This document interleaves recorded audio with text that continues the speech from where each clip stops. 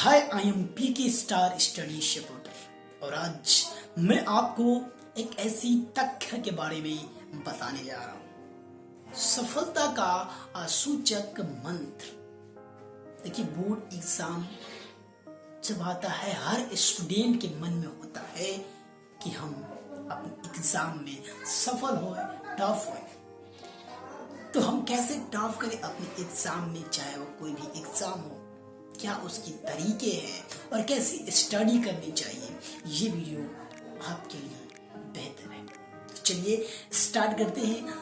क्या और देखिए, सबसे पहला आपको मैं बता दूं कि स्टडी के कुछ तरीके होते हैं जिन तरीके को आप अपनाकर एक बेहतर सा रिजल्ट पा सकते हैं। हर स्टूडेंट चाहता है कि मुझे 90%, 95% रिजल्ट हो, और इस रिजल्ट को पाने के लिए वो तरीके नहीं अपनाते हैं और वो असहाय और अपने सफलता में विफल हो जाते हैं। तो आज हम इन्हीं पहलुओं पे बात करेंगे।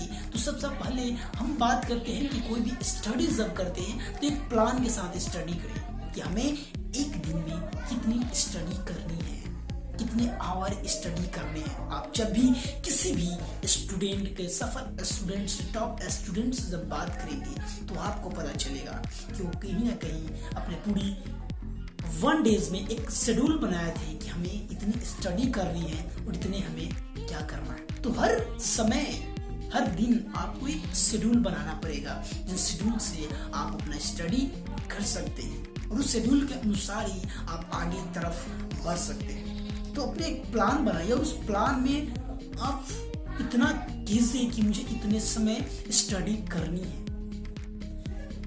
दूसरा है तैयारी पे ध्यान दें। जी हाँ, आपने जो भी स्टडी किया है और उस स्टडी में आपने कितने ऑब्जर्व किया है वो आपको पता होनी चाहिए, क्योंकि स्टडी से नहीं होता। केवल स्टडी करने से आप सक्सेस नहीं हो जाते। उस स्टडी आपने किया है, आपने कितने अपने अंदर ऑब्जर्व किया है, आपने उससे क्या सीखा, ये आपको ध्यान देना पड़ेगा। तीसरा जो है आपको सकारात्मक सोच। जी हाँ, हर टॉप स्टूडेंट को एक सकारात्मक सोच होनी चाहिए।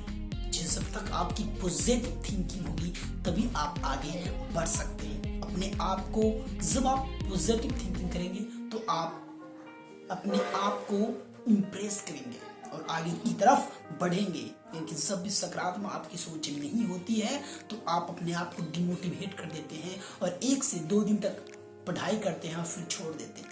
ऐसे कुछ नहीं होनी चाहिए। आपको एक सकारात्मक सोच और एक पैशन होनी चाहिए आपके अंदर कि हाँ, इतना मैंने स्टडी किया है, इतना स्टडी करना है और इतने हमें पढ़ना है। तब जाकर आप आगे की तरफ बढ़ पाएंगे, अपने एग्जाम में सफल हो पाएंगे। इसलिए आप जो भी स्टडी कर रहे हैं उस पर एक सकारात्मक सोच रखिए कि मुझे करना है और करूंगा। अपने आप को कभी भी डिमोटिवेट मत कीजिए, तब जाकर आप टॉप हो सकते हैं। नेक्स्ट, सिलेबस बाय स्टडी करना। जहाँ सबसे बड़ी चीज होती है सिलेबस। हर सिलेबस पे आपको कितनी फोकस करनी है, कितने पकड़ रखना है, ये आपको इम्पोर्टेंट रखता है। आपने देखा होगा अक्सर स्टूडेंट को जो जिनके विषय फेवरेट होता है उस पर पूरे दिनों रात लगा देते हैं। ऐसे नहीं होना चाहिए, क्योंकि एग्जाम आपको ये नहीं देता एक नंबर से आ जाने से, एक विषय में परफेक्ट नंबर आ जाने से आप पास नहीं हो जाते। इसलिए आपको हर विषय को लेकर चलना है और उस विषय में परफेक्ट नंबर लाना है और हर विषय पर एक लिमिट समय देना है कि इस विषय पे मुझे इतना टाइम देना है और इस विषय पे हमें इतना टाइम देना है। तब जाकर आप सक्सेस हो पाएंगे, अपने विषय में सफल हो पाएंगे, टॉप हो पाएंगे। नहीं तो आप इस तरह से आप सक्सेस नहीं हो पाएंगे। आपने अक्सर अपने फ्रेंड्स, अपने दोस्तों को देखा होगा कि कुछ ऐसा विषय में उलझ जाते हैं, पूरे दिनों रात लगा देते हैं और फिर देखते हैं कि इतना पढ़ाई करते हुए भी वो फेल हो जाता है। इसका कारण बस यही है कि वह पूरी समय, अपनी जो भी समय देता था वह पूरे विषय पे नहीं दे पाता था। इसीलिए आपको पूरी स्टडी करने की बजाय आपको हर विषय की, हर सिलेबस पर पूरी पकड़ और पूरी नजर रखनी होगी। तब जाकर आप परफेक्ट नंबर ला सकते हैं। इसीलिए नंबर लाने के लिए आपको हर विषय पर फोकस करना पड़ेगा। एंड टाइम लिमिट साथ करें पूर्ण प्रश्न का हल। जहां आपको पिछली बार कौन से क्वेश्चन आए थे, उस क्वेश्चन पे आप टाइम लिमिट के साथ आपको जितने एग्जाम में जितने टाइम मिलते हैं उसी टाइम के अनुसार अपने जो भी आप प्रश्न का हल कर रहे हैं उस पे पूरी लिमिट के साथ अपने टाइम को दें। आप ऐसा ना हो कि जब भी आप अपने रूम में ही आप जब बैठते हैं उस प्रश्न को हल करते समय, तो ऐसा ना हो कि आप 1 घंटा बैठकर छोड़ दें उसे, ऐसा नहीं। अब जितने आपको एग्जाम में जितने समय मिलता है उतने ही समय में आप उसको प्रयास करें कि हल कर सकें। उससे क्या होगा आपको कि आपकी आदत बनी रहेगी और एग्जाम को लेवल पर बनाए रखने के लिए। क्योंकि जब आप उसमें जाते हैं तो आप घबरा जाते हैं, आपको 3 से 4 घंटे बैठने होते, उससे काफी आप परेशान हो जाते हैं। इससे क्या होगा कि जब आप अपने रूम में ही ऐसे काम करने स्टार्ट कर देंगे तो उससे आप अपने बेहतर हो सकते हैं, उससे आपको हैबिट हो जाएगा और आप एग्जाम काफी ही बेहतर तरीके से दे सकते हैं और अपने एग्जाम अपने बोर्ड परीक्षा में आप सफल हो सकते हैं, आप टॉप हो सकते हैं। इसके लिए आपको एक बेहतर सी स्टडी करनी पड़ेगी। आप पूरी परफेक्ट समय से जब तक आप स्टडी नहीं करेंगे तब तक आप सफल नहीं हो पाएंगे। सब्जेक्ट को समझे या रटे, यह सबसे हमारी कंफ्यूजन होती है कि सब्जेक्ट को हम क्या करें, रट्टा मारे या समझे। तो आपको मैं बता दूं कि सब्जेक्ट को रट्टा मारने से कोई फायदा नहीं होने वाला, क्योंकि रट्टा जब मारेंगे कुछ समय तक रहेगा, लेकिन जब आप समझेंगे आपकी पूरी लाइफ तक रहेगी।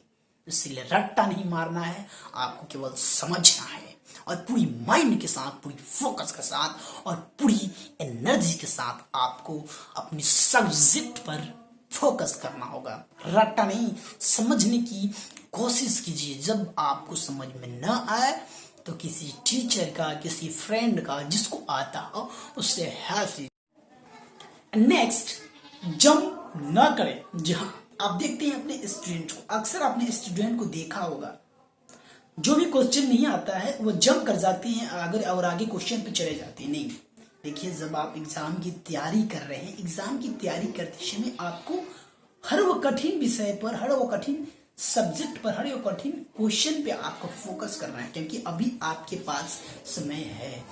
समय पर आप फोकस नहीं करेंगे और उस सब्जेक्ट पर, उस कठिन विषय पे, उस कठिन क्वेश्चन पे आप जब पूरी फोकस नहीं करेंगे तो अगर एग्जाम में आवाज आए तो आप कैसे सॉल्व कर पाएंगे। इसलिए आप जंप न करें, बारीकी से हर क्वेश्चन पे ध्यान दें, हर टाइप के क्वेश्चन पे आप ध्यान दें, जिस क्वेश्चन को आपको ऐसा ना हो एग्जाम में आ जाए तो आप इधर उधर हो जाए। नहीं, आपको हर वे कठिन विषय पर, हर वे कठिन क्वेश्चन पे ध्यान देना है।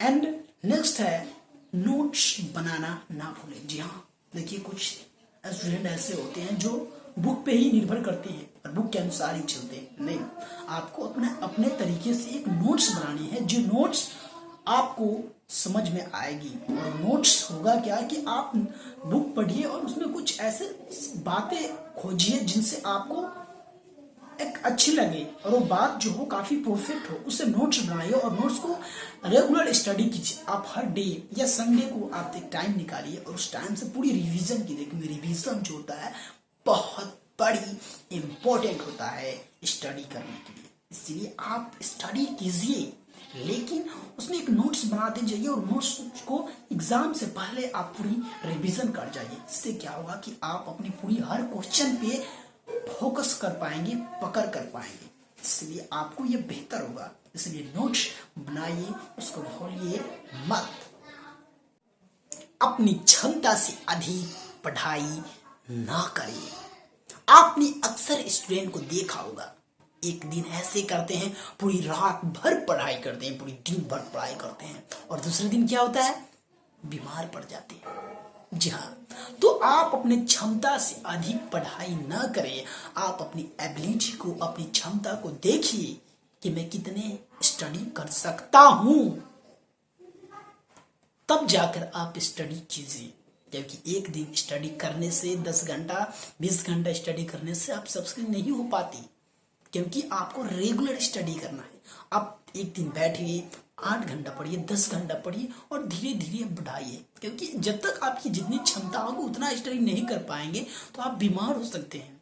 इसलिए आपको अपनी क्षमता, आपको कितना है, स्टडी करना कितना है, तब जाकर आप सक्सेस हो पाएंगे। क्योंकि अपनी क्षमता से अधिक स्टडी करना आप कतई ना भूलें। इसलिए आपके जितने भी अपनी क्षमता के अनुसार स्टडी कीजिए। नेक्स्ट खाने पीने पर ध्यान दें। जी हाँ, जी खाने पीने पर जब आप ध्यान नहीं देंगे तो आपको नहीं हो पाएगा। क्योंकि देखिए, खाना आपको एनर्जी देता है और एनर्जी से ही आप स्टडी करते हैं। यही आपको बताता है कि आपको स्टडी कितने घंटे करना है। तो आप खाने पीने पर ध्यान दें, आपको खाना क्या है, आपकी एनर्जी कैसे बनी रहे और क्या हमें खाना है, उस पर आप फोकस कीजिए। क्योंकि जब आप एनर्जेटिक होंगे तभी आप पढ़ पाएंगे, और पढ़ पाएंगे तभी आप सक्सेस हो पाएंगे, और तभी आप अपने एग्जाम में टॉप हो पाएंगे। इसलिए खाने पीने पर ध्यान दें। हरा सब्जी, जूस, जो भी हो आपको इजिबल, फिर उसे आप खाइए और अपने एनर्जी बनाइए, तब जाकर आप स्टडी कीजिए। Thank you so much. अगर ये वीडियो आपको बेहतर लगा हो तो प्लीज सब्सक्राइब बटन को नीचे जो रेड कलर का उस पर सब्सक्राइब करना और कमेंट करना ना भूलना। Like please. Thank you so much watching my